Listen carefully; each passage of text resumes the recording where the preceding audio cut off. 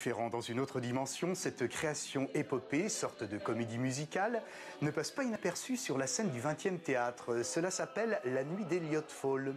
Vincent Dennen en est l'auteur et Jean-Luc Revol le metteur en idée.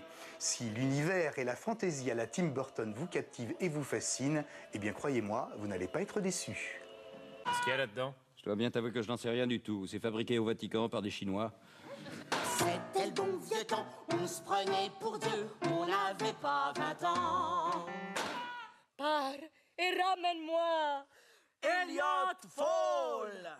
L'histoire de La Nuit d'Elliot Fall, c'est celle d'une jeune fille qui a une étrange malédiction. Elle se végétalise, des fleurs lui poussent sur le corps.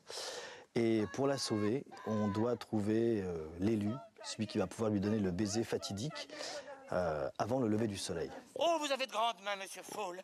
Des paluches charnues et puissantes. C'est pour te donner une bonne fessée, mon petit. C'est un joyeux mélange. Du musical, bien entendu, du burlesque, du grand guignol. C'est aussi une romance, parce que c'est une histoire d'amour. C'est drôle, et en même temps, c'est un peu poétique, puisque l'auteur Vincent Dennen, à l'origine, était poète. La Nuit d'Elliot Fall, c'est un road movie musical qui s'inspire des contes de fées. Ma chevillette n'en peut plus.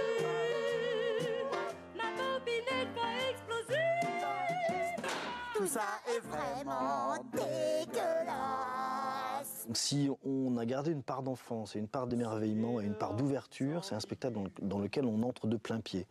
Évidemment, si on est un petit peu rétif et qu'on n'a pas du tout envie de rentrer dans cet univers, comme dans tous les spectacles, on reste sur le pas de la porte.